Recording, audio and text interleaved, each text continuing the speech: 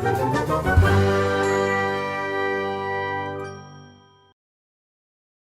यहाँ आपके लिए एक सवाल है, क्या आपने कभी हैलोवीन पर मिलने वाली कैंडी की तुलना अपने दोस्तों से की है? मेरी बहन और मैं हैलोवीन कैंडी बटोरने के खेल में थोड़े प्रतिस्पर्धी हैं। हम दोनों की प्राथमिकताएं हैं कि हम हर साल अपने बकेट में किस तरह की कैंडी पाने की उम्मीद करते हैं। जहाँ तक बात है, मुझे गमी बियर बहुत पसंद है और बीच बीच में कोई उन्हें एक बड़ी बाल्टी में मिला देता था और मुझे ध्यान से देखना याद है वो हाथ जिसने गमी बियर की उम्मीद में कैंडी निकाली थी। उन गमी बियर को पाना हमेशा किस्मत की बात होती थी, पूरी तरह मौके की बात। अगर उनके पूरे बकेट में गमी बियर होगा तो ये किस्मत की बात नहीं होगी, ये तो वरदान होगा। लेकिन मेरे साथ ऐसा कभी नहीं हुआ अभी तक, तो अभी इसकी बात करने का क्या मतलब है? खैर, क्या होगा अगर कैंडी के बजाय हम कीड़ों के बारे में बात कर रहे थे और वे किसी हैलोवीन बकेट में नहीं थे, क्योंकि वो तो बहुत बुरा होगा।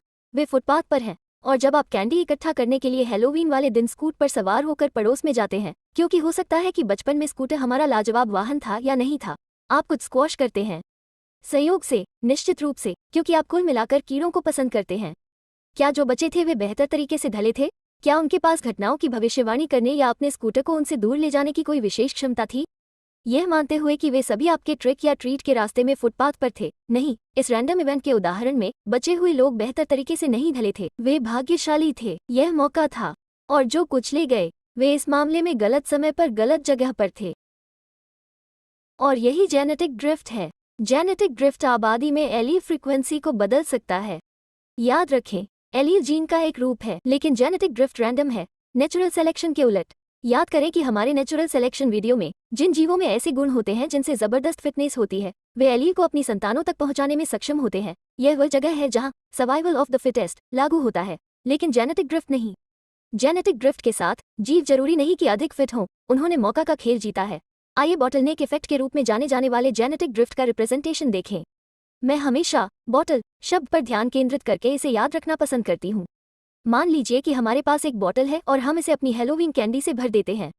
अगर हम सिर्फ कुछ कैंडी के टुकड़ों को हिलाते हैं, क्या यह आवश्यक रूप से पूरी बॉटल का प्रतिनिधित्व करता है जहां तक कैंडी फ्रीक्वेंसी मिलने की बात है? नहीं, वास्तव में कैंडी के टुकड़ों में से एक प्रकार नहीं है, उस प्रकार को पूरी तरह से समाप्त कर दिया गया है। जंगल की आग जैसी प्राकृतिक आपदा पर विचार करें। बचे हुए जीव अच्छी तरह नहीं ढले थे, वे शायद क्षेत्र में थे जहां वे सीधे प्रभावित नहीं हुए थे। लेकिन बचे लोग मूल आबादी का प्रतिनिधित्व नहीं करते हैं, इसलिए निश्चित रूप से जीवित आबादी के बीच एक नई एलील फ्रीक्वेंसी होने जा रही है। Bottleneck effect. जेनेटिक ड्रिफ्ट देखने का एक और समय है जब आप फाउंडर इफेक्ट के बारे में बात कर रहे हैं। इस मामले में आपके पास ऐसे जीव हो सकते हैं जिन्होंने एक द्वीप या नए क्षेत्र की स्थापना की हो। एक नई आबादी शुरू करने के लिए आने वाले कुछ जीव आवश्यक रूप से उस मूल आबादी का प्रतिनिधित्व नहीं करते हैं जिससे वे आए थे। आइए एक मामला लेते हैं जहां शायद कुछ बीज जो हवा से फैलते हैं एक नए क्षेत्र में पहुंच जाते हैं जो उनके विकास के लिए एकदम सही था। यह नई आबादी बढ़ती है। वैसे वे बीज जो इस नए क्षेत्र में पहुंचे हैं, जरूरी नहीं कि वे पौधों की मूल आबादी का प्रतिनिधित्व करें जिससे वे आए थे। यह एक रैंडम सैंपल है। Founder effect. संक्षेप में, जेनेटिक ड्रिफ्ट एलील फ्रीक्वेंसी में कुछ बड़े बदलाव कर सकता है और यह इवोल्यूशन के लिए एक मैकेनिज्म है। एक अंतिम बात, आपके विचार से किस प्रकार की आबादी जेनेटिक ड्रिफ्ट के प्रति ज्यादा वल्नरेबल होगी, बड़ी आबादी या छोटी आबादी? अगर कोई कैंडी तलाश कर रहा है और गलती से स्कूटर कुछ कीड़ों पर चढ़ जाता है, इस छोटी आबादी बनाम बड़ी आबादी में नतीजा देखें। जैसा कि आप देख सकते हैं, इस रैंडम इवेंट में छोटी आबादी में मूल आबादी से ज्यादा बदलाव करने की क्षमता है। पहली बात तो ये कि वहाँ इतने प्रतिनिधि नहीं थे, तो आबादी में जेनेटिक ड्रिफ्ट के कई इवेंट में छोटी आबादी पर असर विशेष रूप से महत्वपूर्ण है।